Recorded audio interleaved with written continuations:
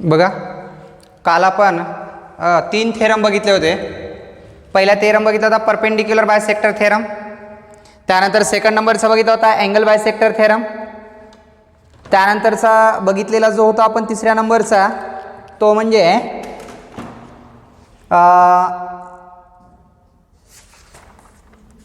Properties of and inequalities of sides of ट्रायंगलचा, आहे की नाही. आणि त्याच्यामध्ये चौथ्या नंबरचा बघितला होता द ग्रेटेस्ट साइड्स ऑफ किंवा the angle opposite to greatest side is greater किंवा the side the angle opposite to greater side is greater.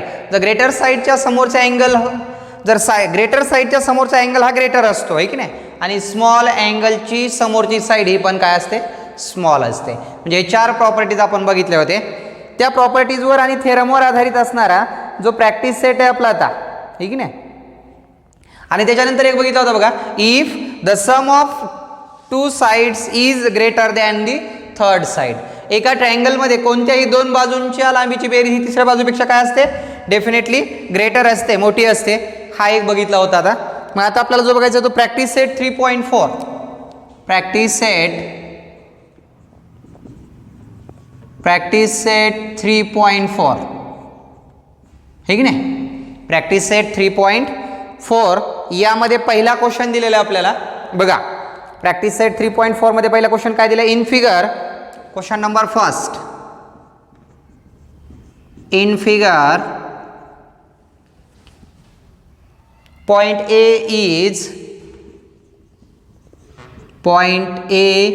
is on the bisector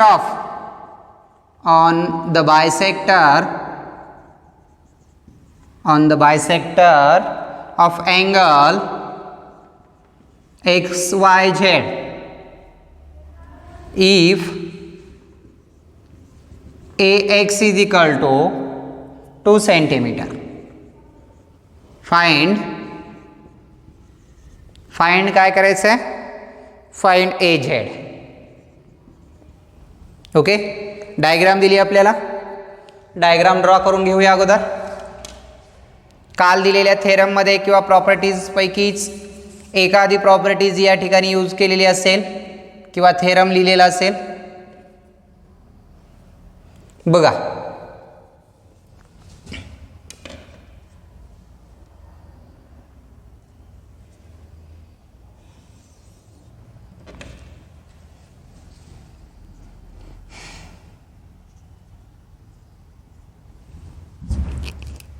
A,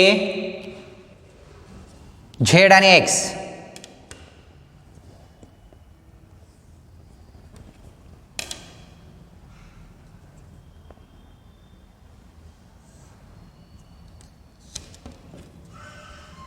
A आहे हा, XYZ,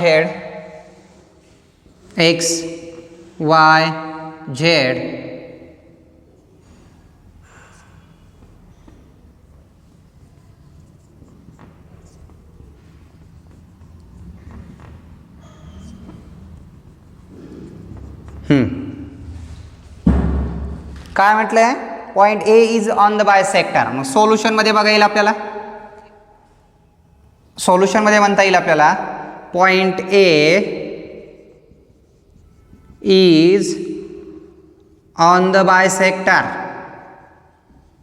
of angle XYZ. XYZ च्या बायसेक्टरवर कोणता point आहे, A point आहे, हे की नाही. मग आता या ठिकाणी हा जर बायसेक्टरवर असेल, ऑन द बायसेक्टर, मग काल आपण एक थेरम बघितला होता बघा, every point on the bisector is equidistance of the remaining 2 sides.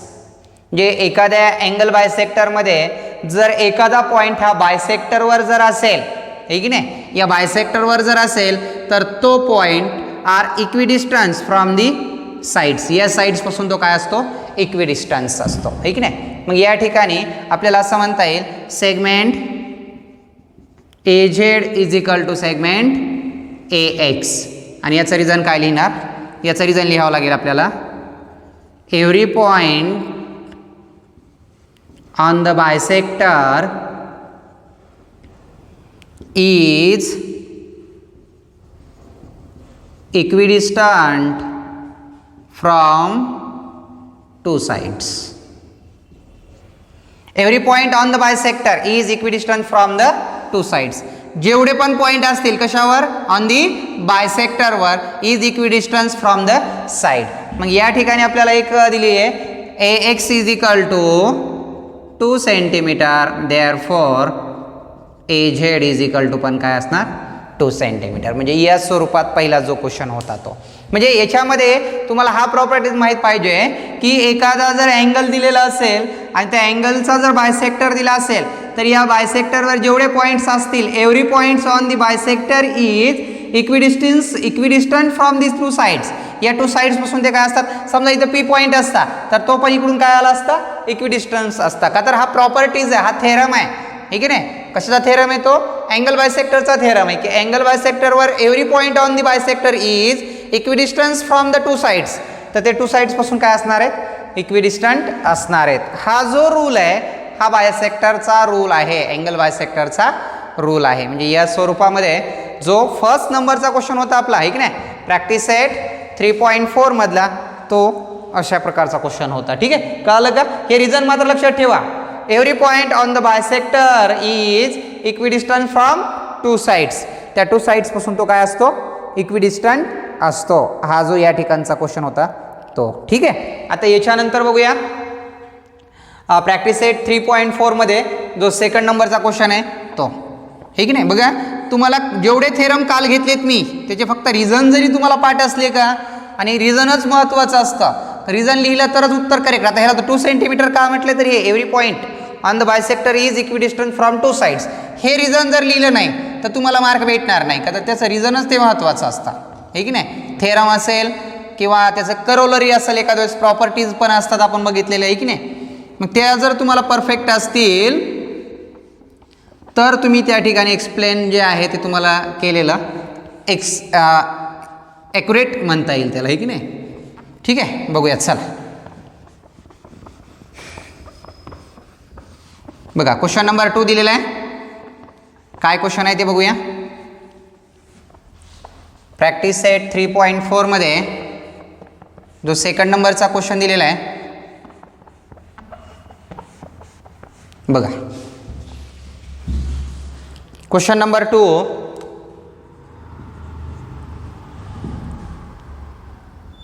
In figure angle RST is equal to 56 degree, segment PT perpendicular to ray ST.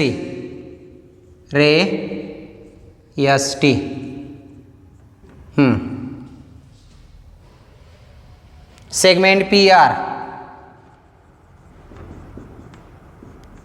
PR perpendicular ray SR,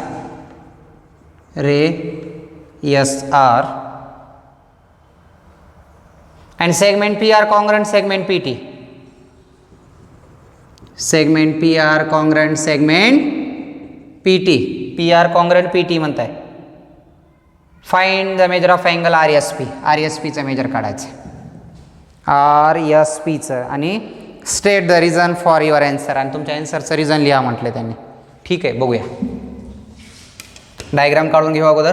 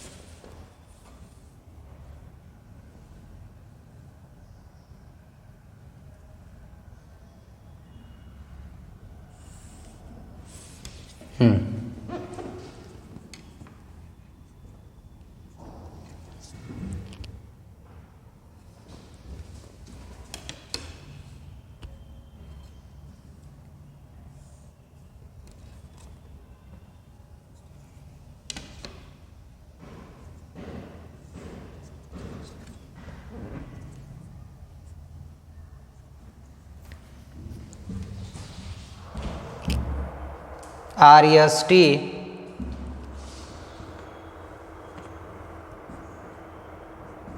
P. Okay, काय find करायचं आहे आपल्याला? Find the measure of angle RSP. RSP याचं major काढायचं आहे. यामध्ये point दिला आहे P पॉईंट आहे. सोल्युशनमध्ये बघूया, सेकंड नंबरचं जे सोल्युशन बघावं लागेल त्यामध्ये दिलेल्या इन्फॉर्मेशननुसार आपण बघू शकतो segment PT perpendicular to ST. त्यानंतर segment PR perpendicular to segment SR. PR perpendicular to SR आणि पुन्हा म्हटलं आहे PR congruent. Segment PR congruent segment PT. Therefore म्हणून काय म्हणता येईल आपल्याला? बघा, हा P पॉईंट जो आहे तो इक्विडिस्टंट आहे फ्रॉम टू साइड्स, म्हणून या ठिकाणी आपल्याला काय म्हणता येईल? Therefore point P is on the bisector of angle RST वर काय आहे?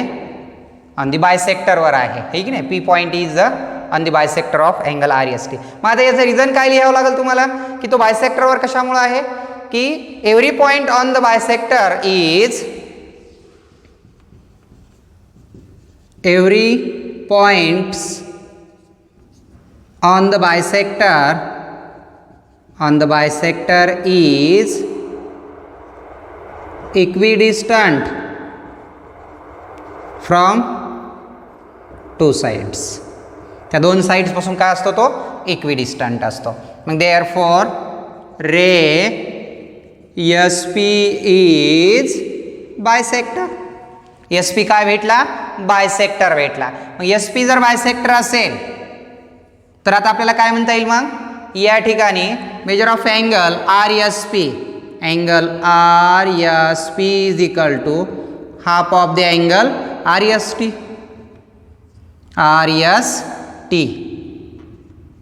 RSTच्या हाफमध्ये 1/2 इंटू RST किती म्हटलं आहे? RST आहे 56. 2 ने डिवाइड केलं 28. Angle RSP is equal to 28 degree. आपल्याला जो फाइंड करायला सांगितलेला अँगल RSP. आणि state the reason for your answer. तर every point on the bisector of is equidistant from two side. जे तुमचं ऑब्झर्वेशन असणार आहे तो या स्वरूपामध्ये असेल की तुम्हाला state the reason in your observation. तुम्ही केलेल्या ऑब्झर्वेशनचं त्या ठिकाणी तुम्ही काढलेल्या उत्तराचं ऑब्झर्वेशन लिहायला सांगितलंय की हा जो every point on the bisector is equidistance from two sides. या टू साइड्स पासून तो काय असतो? इक्विडिस्टंट असतो. हे रिझन बी आपल्याला या ठिकाणी लिहिणं गरजेचं होतं. म्हणजे या स्वरूपामध्ये जो सेकंड नंबरचा क्वेश्चन होता तो होता, आहे की नाही? आता याच्यानंतर जो थर्ड नंबरचा क्वेश्चन आहे तो बघूया. ठीक आहे, कळालं का? एक लक्षात ठेवा, हे रिझन तुम्हाला लक्षात आलं पाहिजे की या ठिकाणी मगाच्या क्वेश्चनमध्ये काय होतं की आपल्याला हा इक्विडिस्टंट आहे हे दाखवायचं होतं, पण आता सांगितलं की हे दोघांचं अंतर इक्वल आहे, ठीक आहे? म्हणजे कॉन्व्हर्स पण म्हणू शकतात तुम्ही त्याला, converse of angle bisector theorem. शॉर्टमध्ये जर रिझन लिहायचं म्हटलं तर converse of angle bisector theorem असं बी लिहिता आलं असतं. पण कॉन्व्हर्स लिहिण्यापेक्षा आपण काय केलं? डायरेक्ट पूर्ण सेंटेन्सच लिहून ठेवला. ठीक आहे, काही अडचण आता बाकीची नाही. चल बघू क्वेश्चन नंबर 3. त्यामध्ये जो नेक्स्ट क्वेश्चन आहे क्वेश्चन नंबर 3 तो बघूया.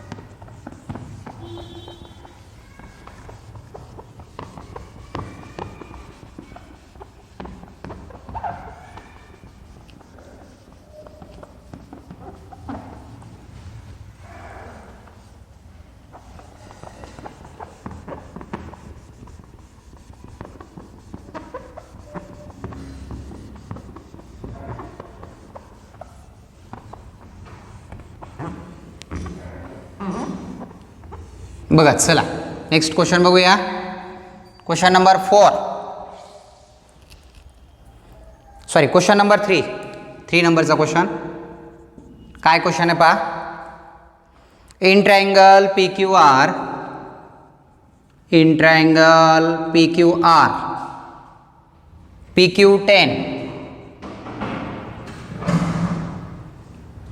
PQ10 QR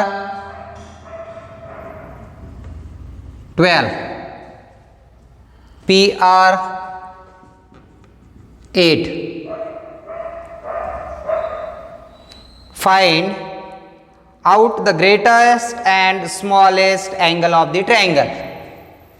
ओके बघा चला दोन ट्रायंगल ड्रॉ करून एक ट्रायंगल ड्रॉ करून घेऊ अगोदर.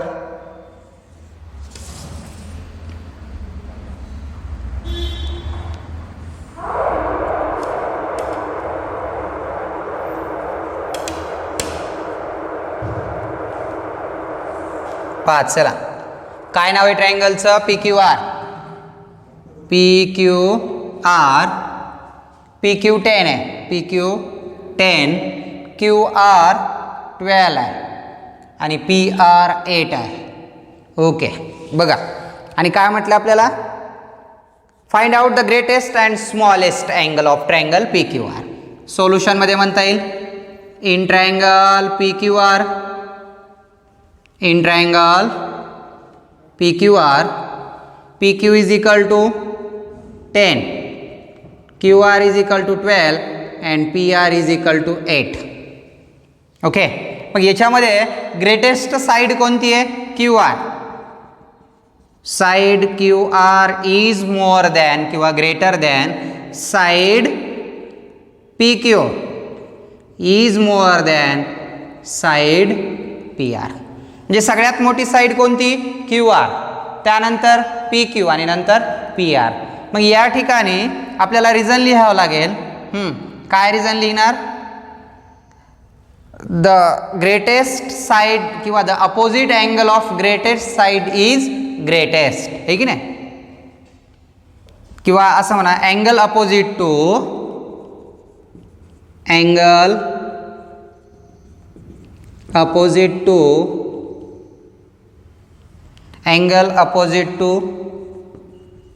greatest side is greater.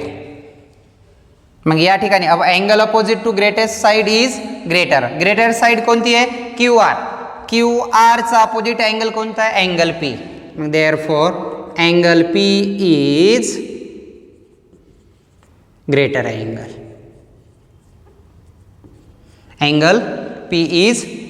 Angle.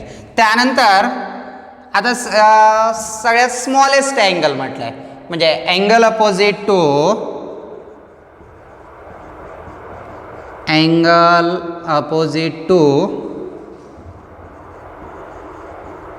Smallest side is smaller.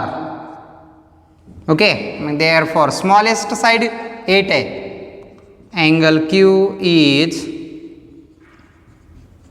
Smaller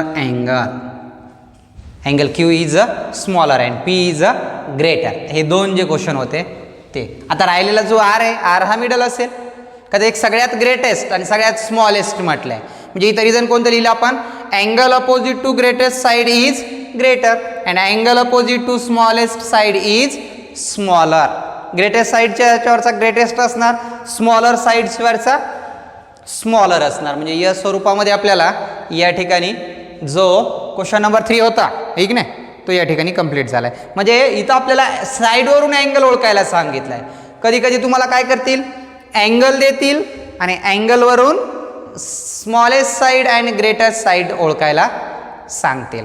याच्यानंतरचा जो क्वेश्चन नंबर 4 आहे तो बघूया. क्वेश्चन नंबर 4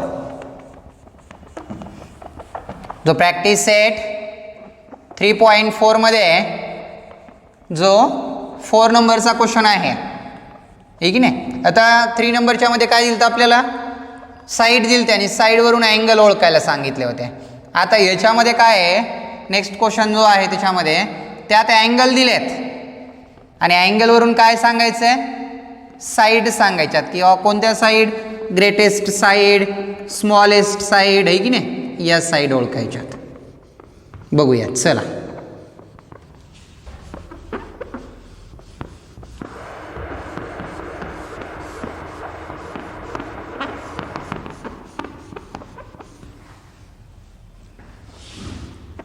ट्रायंगलचं नाव दिलंय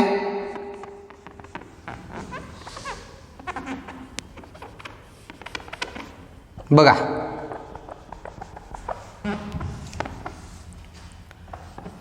क्वेश्चन नंबर 4.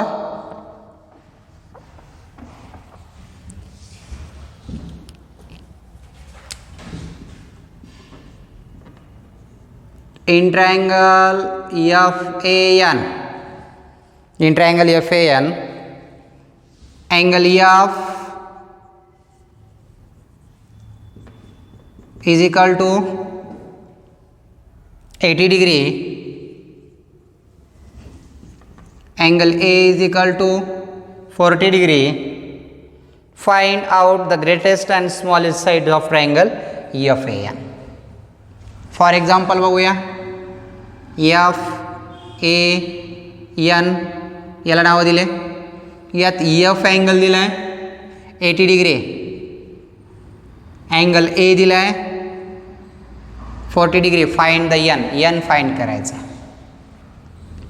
सोल्युशनमध्ये बघूया. In triangle FAN angle F is equal to 80 and angle A is equal to 40. आता याच्यामध्ये लिहावं लागलं आपल्याला साईड अपोजिट टू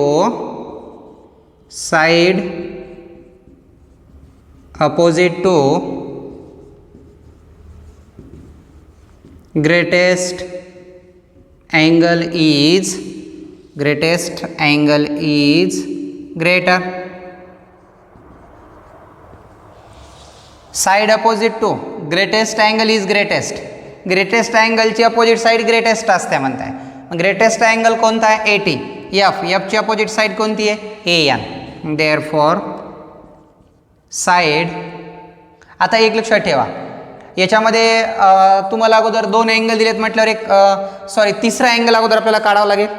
तो एखाद्या दिवस मोठा असेल का हे बघावं लागेल, पुन्हा नंतर रिझन लिहू आपण. तिन्ही अँगल माहीत असल्याशिवाय आपण लहान मोठेपणच ठरवू शकत नाही, ठीक नाही. मग याच्यामध्ये आपण जो एक अँगल राहिलेला आहे आपल्याला अँगल N तो बघूया. बघा, angle F plus angle A plus angle N is equal to 180 degree, because sum of measure of all angle of triangle is 180 degree. 180 अंश असते. F किती आहे 80 plus 40 plus angle N is equal to 180. Angle N is equal to 180 minus 40 आणि 20 किती झाले, 80 आणि 40 किती झाले 120, 120. Angle N is equal to 60 degree. N 60 आला, ठीक नाही, हा 60 भेटला. आता आपण कंपॅरिझन करू शकतो, किंवा आपल्याला एवढं बघायचं होतं की हा याच्यापेक्षा मोठा असू नये किंवा हा याच्यापेक्षा लहान असू नये, मग मात्र आपला मिस्टेक झाली असते, आहे की नाही, जर त्याचं मेजर आले असते तर. मग आता इथं 60 भेटला, मग आपण या ठिकाणी लिहू शकतो side opposite to greater angle is greater. Therefore opposite अँगलची side AN is greater side. आणि दुसरी साईड स्मॉलेस्ट साईड कोणती असणार, side FN is smaller side. FN काय आहे, स्मॉलर साईड. या स्वरूपामध्ये जो आपला क्वेश्चन 4 नंबरचा जो क्वेश्चन होता, आहे की नाही, प्रॅक्टिस सेट 3.4 मधला जो 4 नंबरचा क्वेश्चन होता तो या स्वरूपामध्ये होता. म्हणजे side opposite to greatest side is greater, आहे की नाही, side opposite to greater angle is greater म्हणून, आणि side opposite to smaller angle is smaller, म्हणजे स्मॉलर अँगलची अपोजिट साईड पण काय असणार, स्मॉलरच असणार. बघा आता आपल्याला याच्यामध्ये त्यांनी क्वेश्चन नंबर 5 दिला आहे. Prove that and equilateral triangle is equiangular. Equiangular म्हणजे अँगल इक्वल असणार आहे की नाही. प्रूव्ह दॅटचा क्वेश्चन आहे, क्वेश्चन नंबर 5. बघूयात, चला बघा. प्रूव्ह दॅटचा क्वेश्चन आहे की नाही. प्रूव्ह दॅट म्हटल्यावर गिवन म्हणावं लागेल, टू प्रूव्ह म्हणावं लागेल, हे की नाही. मग यामध्ये आपल्याला माहिती आहे ग्रेटर साईडचा अपोजिट अँगल हा काय असतो, ग्रेटर असतो. मग मला सांगा स्मॉलर साईडच्या अपोजिटचा अँगल हा काय असतो, स्मॉलर असतो. आणि जर तिन्ही साईड इक्वल असतील तर, तिन्ही साईड इक्वल आहेत मग त्यांचे तिन्ही अँगल पण काय असणार, इक्वल असणार, हे की नाही. का तर ग्रेटर साईड समोरचा अँगल ग्रेटर, स्मॉलर साईड समोरचा अँगल स्मॉलर. पण तिन्ही साईड जर इक्वल असतील तर त्याचे 3 अँगल्स पण काय असणार, इक्वल असणार. म्हणजेच त्याला तिन्ही अँगल जर इक्वल येत असतील तर त्याला कोणता ट्रायंगल म्हणायचा, इक्वँग्युलर ट्रायंगल, हे की नाही. त्याचे तिन्ही अँगल काय असते, इक्वल आहेत, त्याला आपण इक्वँग्युलर असं म्हणू शकतो, हे की नाही. जो ट्रायंगल दिलेला असेल तो. ठीक आहे, बघूयात चला.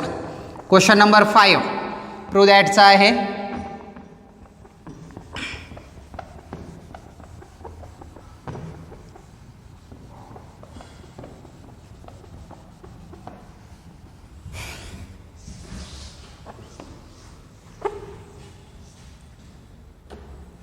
Question number 5. Prove that an equilateral triangle. Okay, मग पहिल्यांदा सोल्युशनमध्ये लिहूया गिवन. गिवनमध्ये काय म्हणताय, लेट सपोज याला आपण ABC असं कन्सिडर करूया.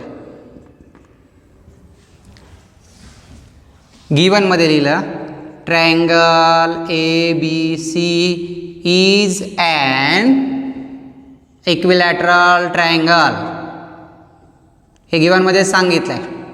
का तर काय म्हटलं, prove that equilateral triangle is equiangular म्हटलं, गिवन झालं. टू प्रूव्ह इक्वँग्युलर म्हणजे काय, angle A is equal to angle B is equal to angle C, हे प्रूव्ह करायचं आहे. मग आता प्रूफमध्ये बघूया. प्रूफमध्ये काय म्हणता येईल आपल्याला, triangle ABC is equilateral triangle. ABC is an equilateral triangle. ABC हा काय आहे, इक्विलॅटरल ट्रायंगल आहे. मग ABC जर इक्विलॅटरल ट्रायंगल असेल, therefore side AB is equal to BC is equal to AC. तिन्ही साइड्स काय आहेत, इक्वल आहेत. AB is equal to BC is equal to AC. मग आता या ठिकाणी आपल्याला प्रॉपर्टी असा वापरावं लागेल की angle opposite to greater side is greater, आहे की नाही. मग या ठिकाणी आपल्याला असं म्हणावं लागेल angle opposite to equilateral sides are equal. Angle पण इक्वल होतील, 3 साइड्स आर इक्वल आहेत. Therefore angle A is equal to angle B is equal to angle C. म्हणजे तीनही अँगल या ठिकाणी काय झाले, इक्वल आले. मग या ठिकाणी आपण रिझल्ट लिहू शकतो, साइड अँगल अपोजिट टू म्हणावं लागेल आपल्याला, आहे की नाही. साइड दिल त्या angle opposite to congruent side are congruent. Therefore angle A is equal to angle B is equal to angle C.